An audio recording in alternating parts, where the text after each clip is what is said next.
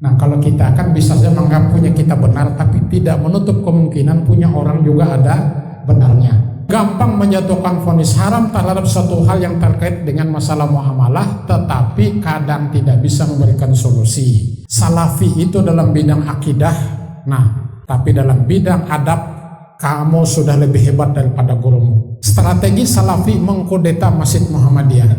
Hati-hati pengurus masjid dan PDM PCM ini. Bismillahirrahmanirrahim. Karakter umum Salafi itu punya semangat beragama dan militansi yang tinggi dalam mengaji, mempelajari agama, mengamalkan dan membela pahamnya. Jadi mereka membela paham mereka itu sangat militan gitu. Karena dia menganggap punya dia itulah yang benar. Jadi menilai sesuatu hitam putih. Kalau kada halal haram, ya. Kalau kada boleh boleh gitu. Kemudian suka membahas dan mengungkit khilafiyah, furu'iyah. Jadi masalah-masalah fikih yang menjadi perbedaan pendapat itu suka diungkit-ungkit. Yang sedikit-dikit bid'ah, dikit-dikit bid'ah. Kemudian lagi apa di situ? Memberi vonis keras bagi yang dinilainya tidak benar. Hanya mau mengaji dengan ustadz dari kelompoknya, ustadz di luar kelompoknya sering dilabeli ustadz syubhat yang harus dijauhi dan ditinggalkan. Jadi kita ustadz-ustadz di Muhammadiyah ini mereka anggap ustadz syubhat, ustadz bid'ah, harus dijauhi dan ditinggalkan. Kemudian sering memposisikan diri sebagai polisi kebenaran bagi jamaah lain. Maksudnya apa? Ya mereka itulah yang berhak. Ini boleh, ini kada boleh, ini haram, ini bid'ah, ini syirik dan sebagainya. Mereka lah yang paling punya otoritas dalam menentukan itu. Pendapat orang lain tidak dipakai. Jika mereka ikut pengajian Muhammadiyah, maka pada sesi tanya jawab mereka bukannya bertanya, tetapi sering mengoreksi pendapat ustadz yang berbeda paham dengan mereka, termasuk putusan tarjih. Ini saya alami beberapa kali. Saya di Palangkaraya ini ada juga diminta pengajian tiap bulan di kantor-kantor. Saya kalau rutin saya bilang kita menggunakan kitab fikih ini, fikih sunnah Said Sabiq. Mereka setuju. Tapi lama-kelamaan saya merasa auranya ini, wah ini kayak Salafi ini. Jadi mereka itu kalau besok Ustadz materinya tentang apa? Oh tentang salat sunnah. Salat sunnahnya yang kayak apa? Jadi belum lagi kita memberikan materi itu sudah ditanya macam-macam. Dia bertanya itu kuat dugaan saya ingin mencari dalil-dalil supaya nanti dikanter dengan pendapat saya. Termasuk yang isbal itu. Jadi mereka tuh ada yang bercadar, yang matanya doang kelihatan gitu kan. Jadi dia bacakan hadis, hafal hadis kalah saya itu. Yang isbal itu, yang pakaian atau masuk neraka kan, karena itu tadi menyapu lantai itu. Saya bilang pemahaman saya tidak begitu. Wah, ketika saya jawab begitu masih dikantar terus. Nah, sehingga sementara saya berkesimpulan ini Salafi. Terakhir saya agak keras punya pendapat waktu itu, dan ternyata sampai hari ini saya tidak pernah lagi mereka undang untuk memberikan pengajian. Jadi kalau tidak salah 2 tahun terakhir ini setelah saya agak keras berpendapat itu. Berikutnya sering menganggap kebenaran fikih itu tunggal seperti ilmu eksakta. Tunggal itu artinya ya kayak punya mereka itulah, bahwa punya mereka yang benar, yang lain itu salah. Nah kalau kita kan bisa saja menganggap punya kita benar, tapi tidak menutup kemungkinan punya orang juga ada benarnya. Kemudian sikap kaku dan hitam putih dalam menilai suatu perbuatan. Ini yang saya katakan tadi, halal haram, boleh tidak boleh. Mudah memvonis dan melabeli kelompok lain yang tidak sepaham dengan mereka dengan ahli bid'ah, ahli hawa nafsu, syirik, murtad, bahkan kafir. Kemudian cenderung harfiah atau literalik dalam memahami nas. Jadi apa yang disebut oleh nas ya begitulah. Contoh ketika ada hadis memerintahkan kita bersiwak setiap kali akan sholat, ya siwak itu dipahami seperti hadis itu. Jadi bila hendak sembahyang membawakan akar kayu siwak itu, sebelum takbir ambil, gosok, masukkan dalam kantong jubah. Nanti mau sholat sunat lagi, setelah fardu ambil lagi, gosok-gosok lagi. Itu tidak salah menurut saya karena memang hadisnya kayak itu. Cuma bagi kita siwak itu kan tidak selamanya dimaknai menggunakan akar kayu siwak. Maka kalau kita membersihkan gigi di luar sebelum sholat pun, ketika mandi kita menggosok gigi menggunakan pasta gigi, itu menurut kita, menurut saya itu sudah melampaui siwak, jauh lebih bersih ketimbang menggunakan akar kayu siwak. Tetapi kita tidak menyalahkan mereka yang menggunakan akar kayu siwah, asal kau sudah pulang ke rumah dibuang, ganti dengan yang baru. Jangan tuh ke masjid kan yang itu juga dipakai, habis makan jengkol lagi. Gitu. Mudah menentang dan menolak budaya atau kebiasaan yang tidak ada di zaman Nabi dan sahabat atau tasabuh dengan non-muslim. Jadi apapun budaya-budaya yang itu di zaman Rasul itu kadada, mereka akan menentang. Padahal kalau kita mau jujur ya, kopiah yang mereka pakai itu kira-kira di zaman Nabi itu ada lah kayak itu. Kadada juga. Adakah Salafi itu pakai kopiah kayak kita? Setahu saya tidak ada. Jadi mirip-mirip. Nah, persen kayak ini model kopiahnya itu mirip-mirip. Tapi ini kan bukan Salafi. Oh jelas kalau Bang Muhammadiyahnya kan. Ini kan kopiah model begini kan belakangan saya di zaman sahabat juga sekira tidak ada itu. Kita ini kadang-kadang tersalah kaprah juga. Baju koko itu kan dianggap Islami. Padahal baju koko itu kan dari Cina. Bukan dari Arab. Baju takwa kata kita itu. Kemudian juga mereka menentang tasabuh dengan tasabuh itu artinya kita meniru-niru budaya-budaya orang kafir. Termasuk perayaan hari ulang tahun itu kan tidak ada dalam budaya Islam. Kemudian gampang menjatuhkan vonis haram terhadap suatu hal yang terkait dengan masalah muamalah, tetapi kadang tidak bisa memberikan solusi. Misalnya kalau bank konvensional jelas mereka pasti menolak sudah. Bank biasa yang menggunakan sistem bunga itu. Tapi kan belakangan muncul bank-bank yang menggunakan sistem syariah, bank muamalat, bank syariah Indonesia. Nah itu pun juga mereka tolak karena itu sistemnya juga tidak lepas dari riba. Ini mohon maaf kalau ada orang perbankan syariah di sini. Saya tuh dengan direktur bank muamalat tuh pernah protes loh. Waktu baru-baru dibuka, protes itu begini, itu memancing saja sebenarnya. Pak, saya bilang, kalau saya punya uang 50 juta rupiah, saya depositokan di bank muamalat, kira-kira bagi hasilnya per bulan saya berapa dapat?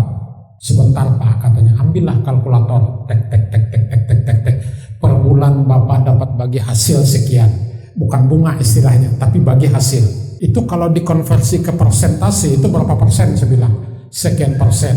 Lah kalau begitu apa bedanya dengan bank konvensional?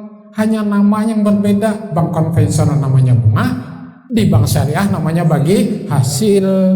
Saya baru saja pinjam uang di bank syariah ini. Jadi dibuatlah yang kita tanda tangan itu kan banyak. Kalau halus tulisannya mana kita sempat membaca, ya tinggal tunjuk parapnya. Parap harusnya membaca agin kada.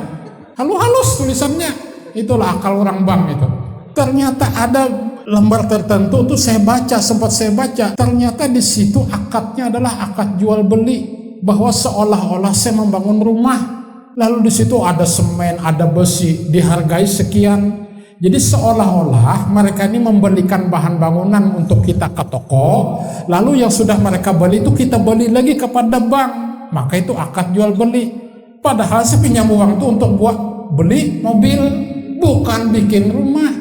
Kan sudah kada sesuai dengan syariat ini. Jadi dalam hal ini Salafi itu kada salah. Lalu kemana kita menyimpan duit?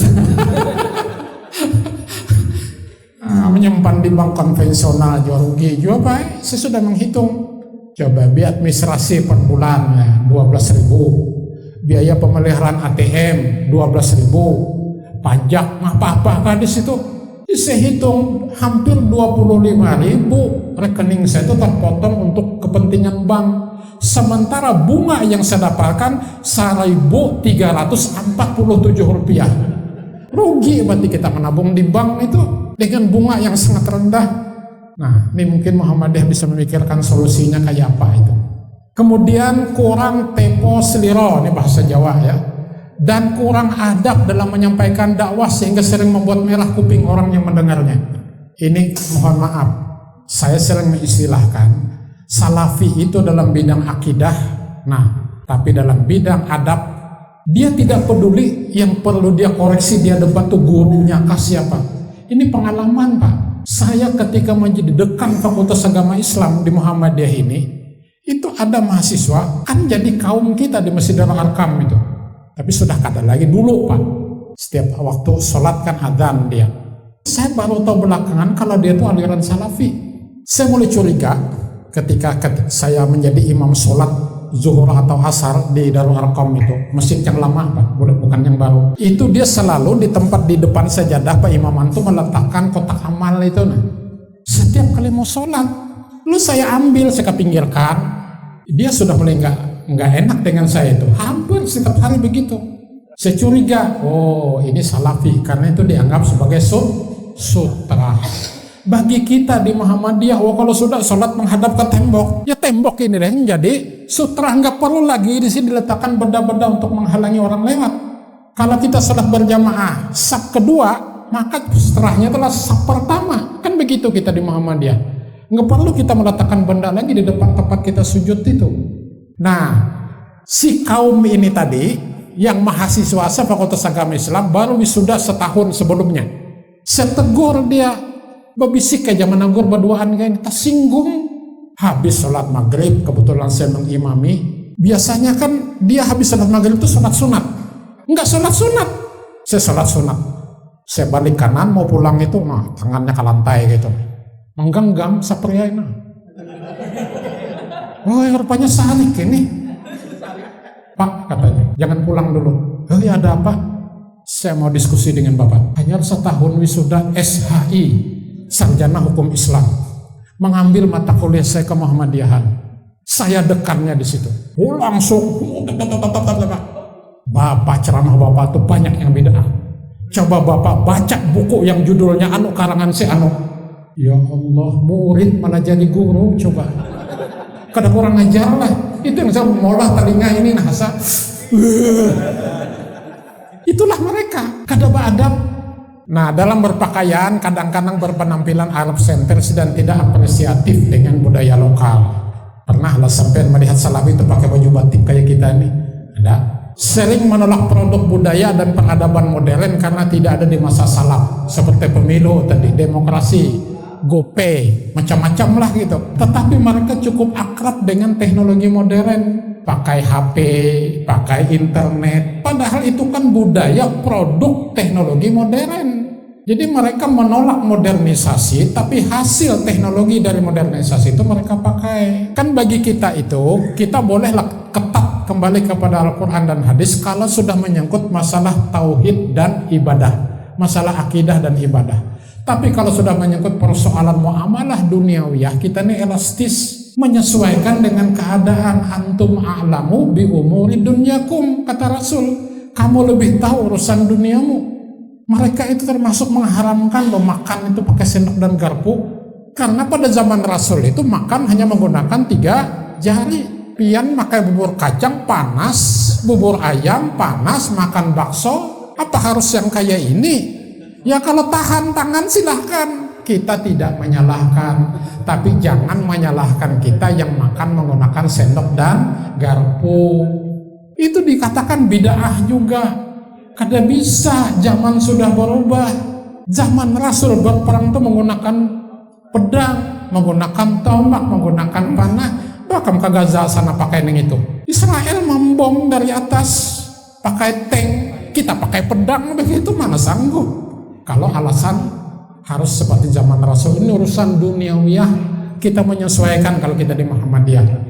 Makanya yang murid tadi ulun kada melawani Pak dia ngomong terus, sudah habiskah saya bilang. Diam dia, kamu sudah lebih hebat daripada gurumu. Sekarang saya tanya, kamu ke masjid nih pakai apa tadi? Sepeda motor Pak, bid'ah. Kalau ingin ikut Nabi, jalan kaki atau naik ontak. Nggak boleh pakai motor. Nah, lalu lagi ini suka menambah kata abu di depan namanya bagi yang laki-laki. Tapi kalau ada ngaran Abu di sini kada berarti salafi ya, kan memang sejak lahir dikasih nama Abu Bakar. Ini namanya Nur Muslim ditambah Abu, kan gitu, Abu Janda. Jadi aspek perbedaan antara Muhammad dan Salafi itu ini. Nah itu bisa dilihat Bapak Ibu sekalian, termasuk ini tadi yang saya sampaikan, masalah zakat fitrah. Kemudian dalam penentuan awal bulan Qamariyah, mereka itu menggunakan ru'yatul hilal. Sebagaimana hadis Nabi itu kan memang ru'yat. Nah dalam hal ini Salafi itu sama dengan NU. Artinya menentukan awal bulan itu harus menggunakan mata kepala. Sementara kita menggunakan metode hisab. Bagi kita itu kan wujudul hilal. Apakah hilal itu sudah wujud atau belum? Bagi mereka meskipun sudah wujud, artinya barangnya itu sudah di atas ufuk, tapi kalau tidak bisa tampak oleh penglihatan mata, maka dianggap bulan itu belum berganti. Nah, lanjut aja, ini yang terakhir saja. Strategi Salafi mengkudeta Masjid Muhammadiyah. Harusnya ada tanda kutip kudeta itu ya. Di Batu Selatan kan pernah diambil alih itu Masjid As-Sunnah tuh. Itu lambang Muhammadiyah tuh di kaca itu mereka dikariknya kayak itu. Nah, hilang lambang Muhammadiyah. Masjid Muhammadiyah diambil alih. Nah, dengan dalih sama-sama bersumber pada Quran dan hadis, Salafi mulai menebar bujuk rayu ke Tamir Masjid Muhammadiyah agar diizinkan menyelenggarakan pengajian. Hati-hati pengurus masjid dan PDM PCM ini. Setelah mendapat izin, mereka langsung mengadakan kajian yang mendatangkan ustadz-ustadz yang berpenampilan ala Timur Tengah dengan jenggot dan jidat yang hitam. Tapi jangan tersinggung lah nang berjidat hitam inilah kada mesti. Nah itu ya. Saya pernah mencoba Pak menghitamkan jidat itu. Jadi sajadah itu jangan sajadah yang empuk, cari sajadah yang tipis kasar. Ketika sujud ditekan dahi ini. Sempat Pak agak hitam itu. Oh, saya hanya mengetes saja. Rupanya orang yang menghitamkan jidat itu begitu. Kemudian setelah cukup mandiri, tadi kan diizinkan mereka mengadakan pengajian di Masjid Muhammadiyah dan memiliki beberapa pengikut dari jamaah Muhammadiyah, Salafi mulai mengambil alih banyak peran hingga mengganti anggota takmir dan seluruh pengurusnya dengan sesama mereka. Karena sudah dapat dia dapat panggung sudah di situ. Maka mereka ini rajin menghadir pengajian. Kita di Muhammadiyah ini ya Allah, mohon maaf, pengurus wilayah tuh gini kawan dihitung orangnya 4 pengajian itu.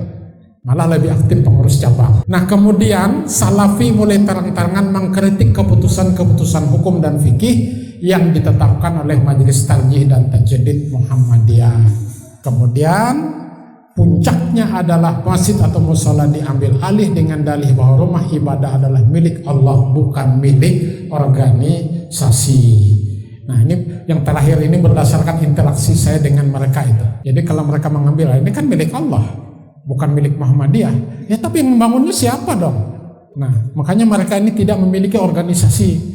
Artinya ada ketua, sekretaris bendahara itu nggak ada. Tapi gerakan mereka cukup rapi. Nah, makanya ketika saya menjadi ketua pengurus Masjid Darul Arkam itu kan sempat mereka tuh masuk ke situ. Tapi saya keras. Saya koordinasi dengan Pak Sari juga selaku pimpinan wilayah. Kan dipasang layar monitor itu di depan masjid itu. Di situ tentang susunan saf, yang benar tuh begini, yang salah begini. Itu ajaran Salafi. Jadi saya telepon langsung orang yang milik monitor itu. Kebetulan dia warga kita Muhammadiyah tapi Salafi. Saya bilang dilepas saja lah Pak daripada menimbulkan gejolak dalam masjid itu. Alhamdulillah besoknya dilepas. Sekira itu saja Bapak dan Saudara sekalian. Mudah-mudahan sedikit banyaknya menambah wawasan kita untuk berhati-hati dengan aliran Salafi. Termasuk di Muara Teweh. Di mana Muara Teweh? Kabarnya istri kaum itu mengadakan pengajian sendiri terpisah dari Aisyah di Masjid At-Taqwa yang di atas itu. Dan beliau juga rutin memberikan pengajian di Aisyah. Aisyah minta agar pengajian itu membahas masalah HPT, tapi kitab yang lain yang dibawanya. Saya sebagai orang Muara Teweh itu rasa jopang, jaka pensiun ini sudah hendak kayak boleh kesana jadi kaum barang aja gitu. Sekiranya demikian, terima kasih. Saya kembalikan kepada moderator.